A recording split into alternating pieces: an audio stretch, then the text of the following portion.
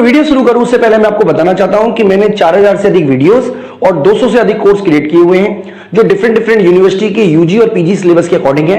इसके अलावा हमने यूपीएससी इकोनॉमिक्स ऑप्शनल का कोर्स क्रिएट किया हुआ है, इंडियन इकोनॉमिक्स सर्विसेज के कोर्स हमारे पास है। इसके अलावा हमारे पास गेट का कोर्स हमारे पास है, यूजीसी नेट का सिलेबस हमने कवर किया हुआ है। तो ये सारे के सारे कोर्सेज आपके लिए अवेलेबल है हमारी ऐप विष्णु इकोनॉमिक्स स्कूल में।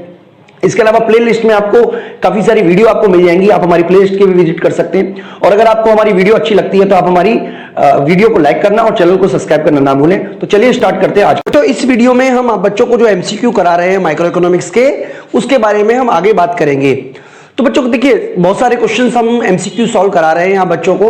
तो मैं आपको ये भी बताना चाहता हूँ कि आपको अगर ये सारी की सारी वीडियो देखनी हो तो आप हमारी ऐप में जाके ये कोर्स के बारे में देख सकते हैं। वहाँ पे आपको टेस्ट सीरीज नाम से कोर्स आपको मिल जाएगा। इसके अलावा बच्चों जितनी भी क्लासेस हम ले रहे हैं, चाहे वो यूजीसी नेट की हो, चाहे वो डीएसएसबी की हो, चाहे वो केंद्रीय विद्यालय की हो, यानी कि जहां पे भी एमसीक्यू क्वेश्चन आते हैं वहां पे भी आपको पूरा का पूरा कोर्स जो है या वीडियो जो है वो आपको मिल जाएंगी।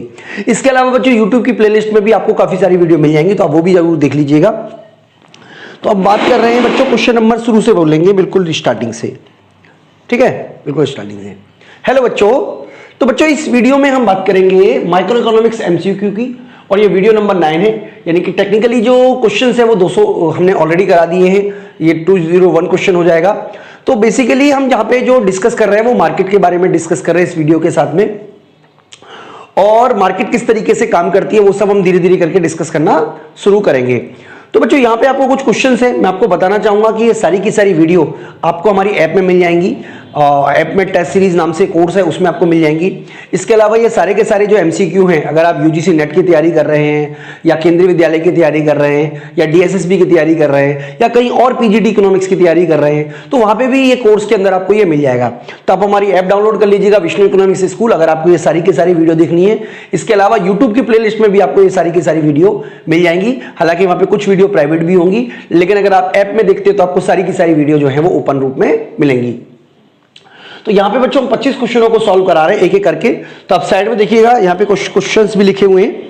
सबसे पहला लिखा हुआ है, following which of the following market types has only a few competing firm, यानी किस तरीके के मार्केट ऐसा है जहां पर कुछ ही फर्में होती हैं, oligopoly, monopoly, perfect competition and monopolistic competition. तो बच्चों मैं आपको बताना चाहता हूं कि परफेक्ट कंपटीशन में तो large number buyer and seller होते हैं, मोनोपोली में केवल सिंगल होता है, मोनोपोलिस्टिक कंपटीशन में भी लार्ज नंबर ऑफ सेलर होते हैं, ओलिगोपोली ऐसा मार्केट है जहां पर फ्यू सेलर होते हैं। इसका मतलब क्वेश्चन नंबर 1 का जो सही आंसर है वो 1 माना जाएगा, 1 का ए। बात करते हैं बच्चों 2 की, यानी कि क्वेश्चन नंबर 2 जो है उसके बारे में बात करेंगे। What is the difference between perfect competition and monopoly competition, यानी कि परफेक्ट कंपटीशन और मोनोपोली जो कंपटीशन उसके बीच में क्या डिफरेंस है। 4 पॉइंट आपको दिए हुए। Number A, perfect competition has barrier to entry while monopolistic competition does not have। तो बच्चों मैं आपको बता देता हूं कि परफेक्ट कंपटीशन और मोनोपोलिस्टिक कंपटीशन दोनों में ही एंट्री और एग्जिट दोनों ही फ्री होते हैं, इसलिए पहला का जो ए है वो सही नहीं माना जाएगा। बी की बात कर लेते हैं। In perfect competitive firm product identical product, बिल्कुल सही बात है। While the monopolistic competition firm producing slightly different product, ये बात बिल्कुल सही है, दूसरे का भी सही है। इसके अलावा बाकी के 2 पॉइंट भी पढ़ लेते हैं।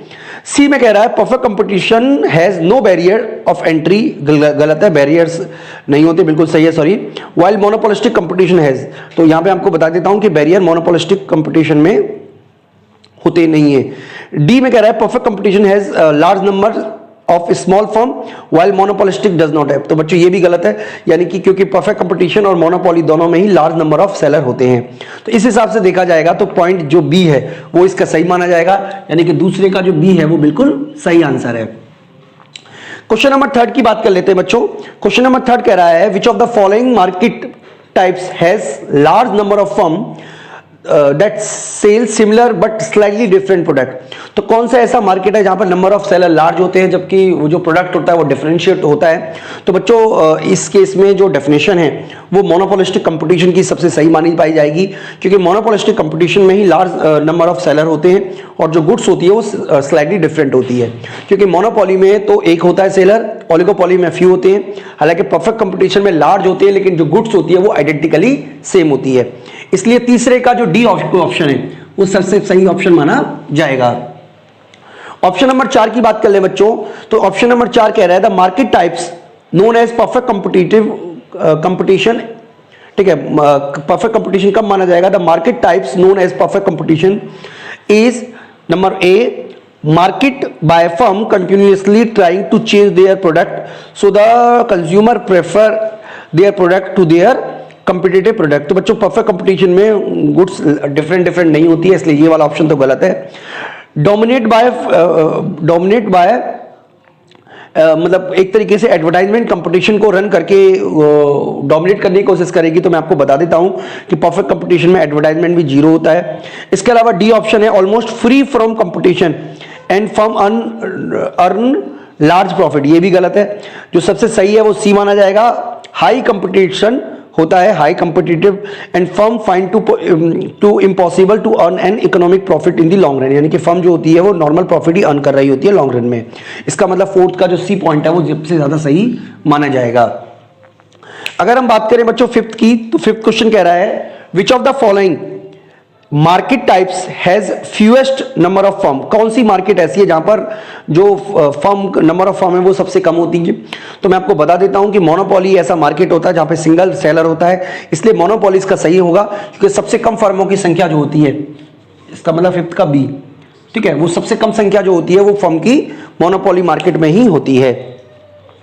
क्वेश्चन नंबर 6 पर आ जाते हैं बच्चों, which of the following market types has all firms selling product so identical that buyer do not care from which firm can buy। तो बच्चों किस मतलब परफेक्ट कंपटीशन में ही ऐसा होता है जहां पर सभी फर्में बिल्कुल आइडेंटिकली सेम गुड्स बेच रही होती हैं और इस बात से कोई फर्क नहीं पड़ता कि आप किससे खरीदोगे। देखिए मोनोपोलिस्टिक कंपटीशन में अगर हम बात करें तो आप कौन सा टूथब्रश पे यूज कर रहे हो इस पे फर्क पड़ता है। जैसे मैं मान लीजिए कॉलगेट यूज करता हूं तो मैं नहीं कोई और यूज करना चाहूंगा, लेकिन अगर आप परफेक्ट कंपटीशन में हो, गुड्स होमोजीनियस है, तो इस बात से कोई फर्क नहीं पड़ता कि आप किससे सामान लेकर आए हो। तो इसका मतलब क्वेश्चन नंबर 6 का जो ए है वो बिल्कुल सही माना जाएगा। बच्चों क्वेश्चन नंबर 7 पर आ जाते हैं। क्वेश्चन नंबर 7 कह रहा है आप बच्चों से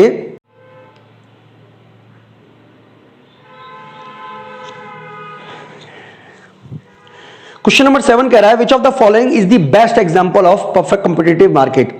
तो बच्चों डायमंड जो है वो परफेक्ट कंपटीशन में एग्जांपल नहीं हो सकता, सॉफ्ट ड्रिंक भी और मोनोपोलिस्टिक का एग्जांपल है, ठीक है। इसके अलावा कोई एथलेटिक शूज है वो भी नहीं है। तो फार्मिंग जो है जैसे आलू है, तो आलू हम किससे खरीद रहे हैं इससे कोई फर्क नहीं पड़ता, ऑलमोस्ट होमोजीनियस होते हैं, ठीक है। हालांकि अलग अलग क्वालिटी होती है लेकिन काफी क्लोज है फार्मिंग जो है।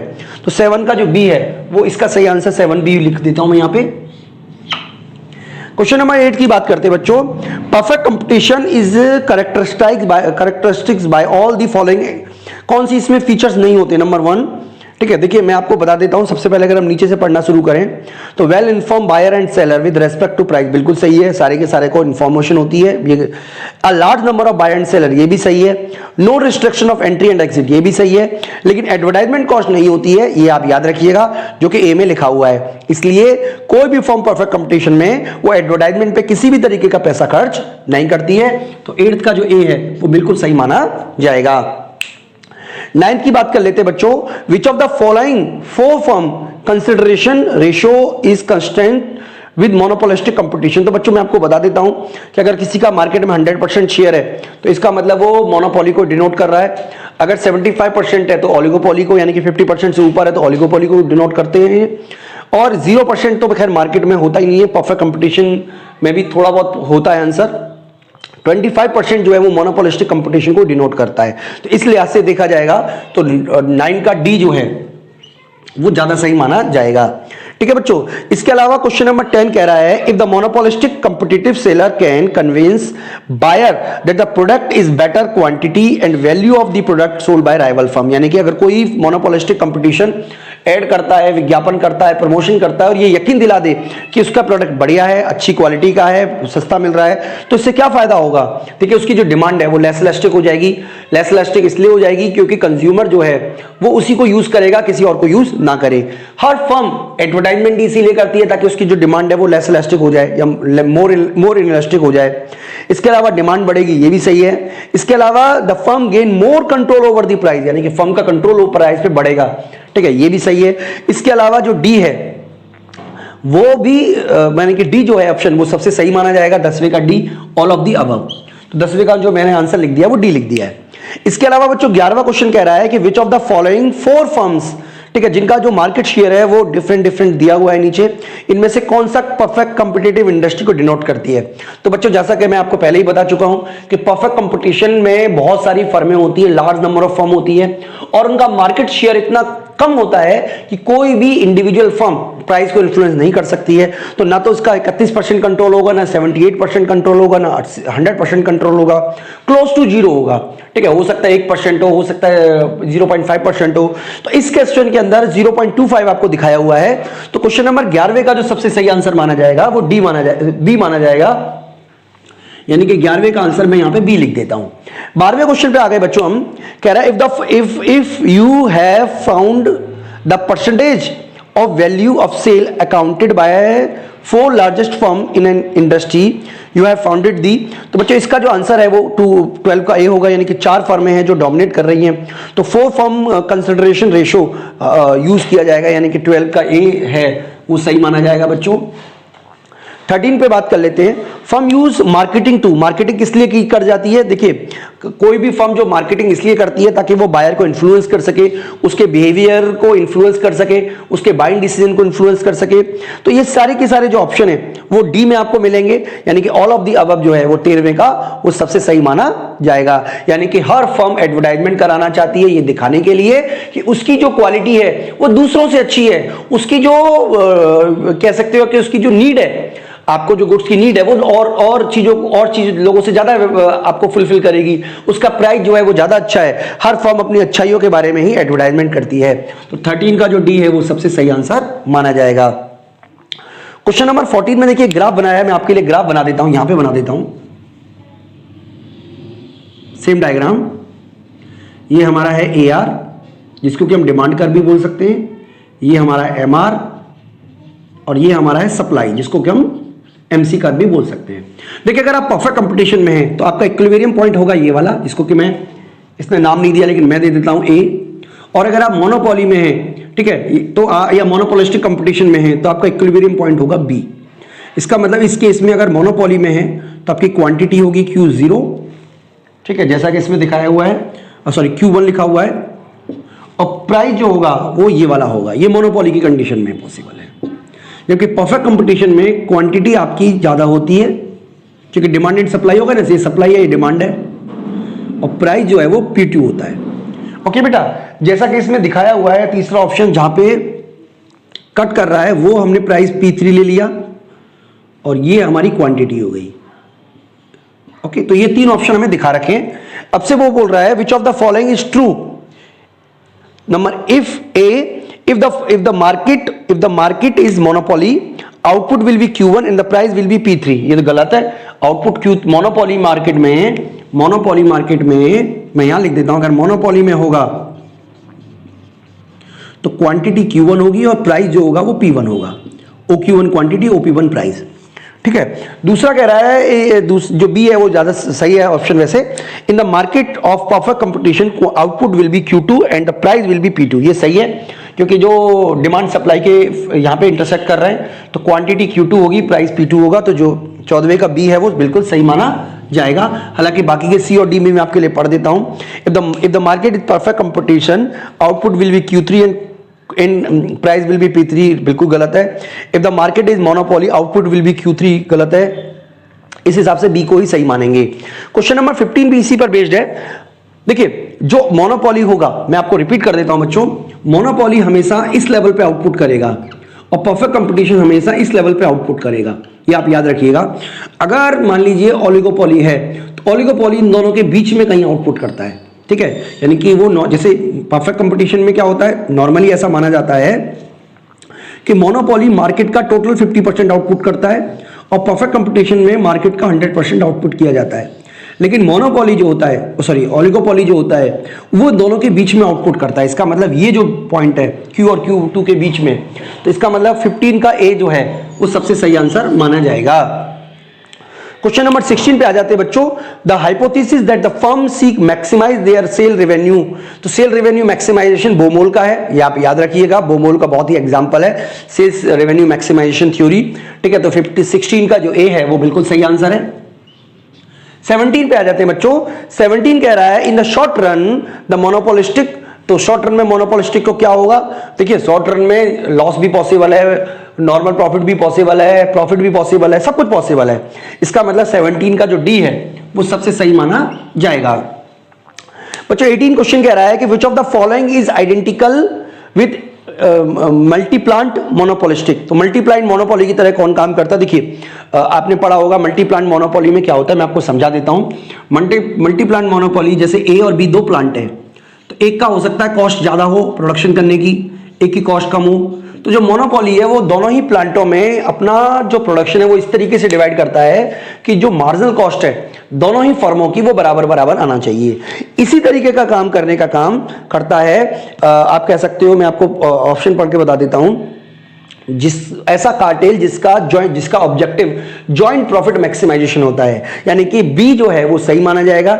यानी कि जब फर्म जो है, अब देखिए कार्टेल आपने मोनोपोली, आपने ओलिगोपोली के अंदर कार्टेल बनाया हुआ है, कई सारे कार्टेल में से जॉइंट प्रॉफिट मैक्सिमाइजेशन है वो बिल्कुल वैसे ही काम करता है। यानी कि उसमें भी वो ये मान लेता है कि अलग अलग फर्म जो है वो अलग अलग प्लांट है, और जो प्लांट ज्यादा प्रोडक्शन करेगा और कोई प्लांट कम प्रोडक्शन करेगा डिपेंड करता है उसकी मार्जिनल कॉस्ट पर। तो इसका मतलब इसका जो आंसर है 18 का वो सबसे ज्यादा बी सही माना जाएगा।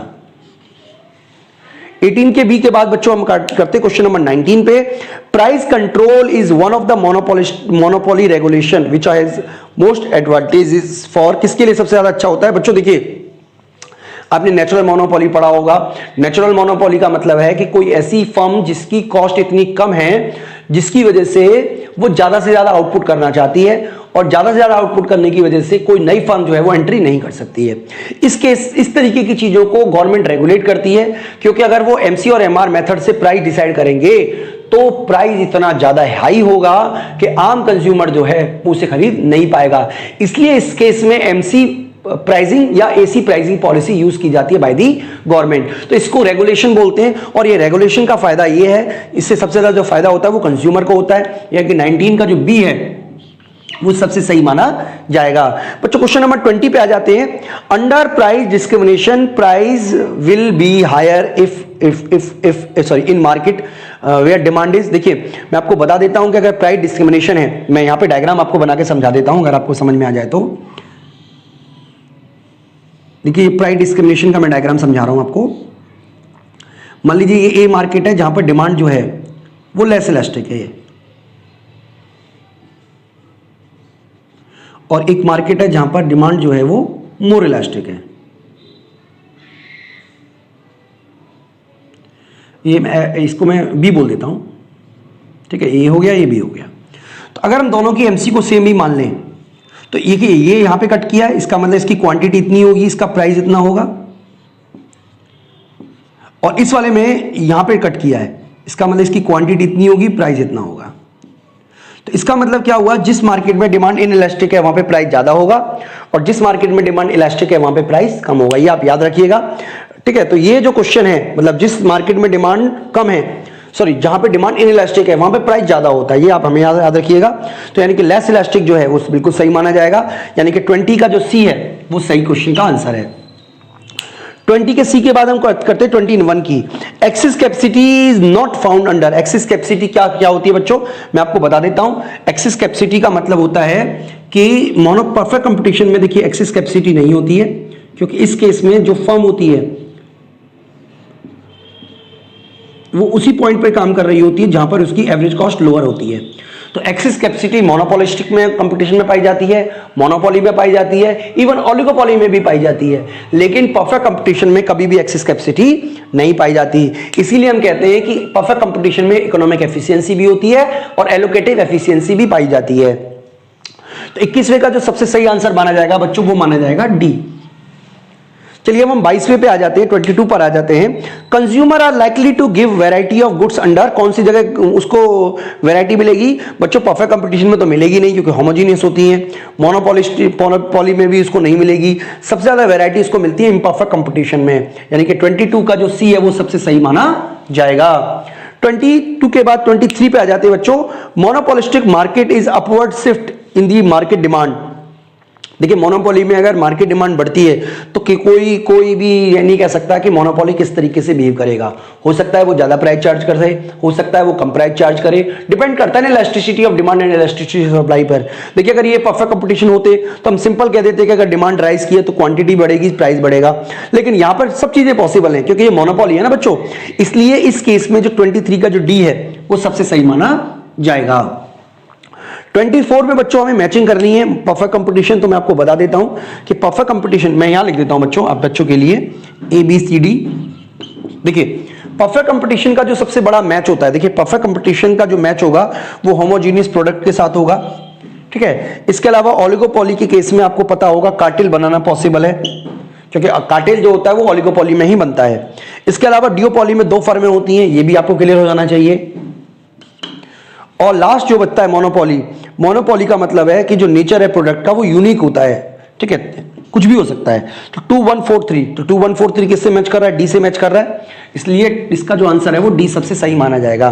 24 कह रहा है कि स्टडी ऑफ कॉलिजिव एग्रीमेंट, इस कॉलिजिव एग्रीमेंट किसके अंदर होता है? कॉलिजिव ओलिगोपॉली के अंदर माना जाता है, ठीक है। कॉलिजिव एग्रीमेंट का मतलब है 2 फर्में या 2 से ज्यादा फर्में मिलकर कोई स्पष्ट समझौता कर लेती हैं, ठीक है, इससे कॉलिजन की क्रिएशन होता है। तो ये जो है 24 का डी जो है वो सबसे सही माना जाएगा। तो इस तरीके से बच्चों हमने सारे क्वेश्चंस के आपको आंसर बताए। मैं उम्मीद करता हूं कि आपको कांसेप्ट समझ में आ रहा होगा। इस वीडियो में इतना ही बच्चों, आने वाले वक्त में हम और भी कई सारे एमसीक्यू आप बच्चों के लिए सॉल्व कराने वाले हैं, तो आप हमारा कोर्स ज्वाइन कर लीजिएगा एमसीक्यू का, जहां पर आपको डिटेल आपको सारी मिल जाएगी। इस वीडियो में बच्चों इतना ही, थैंक यू।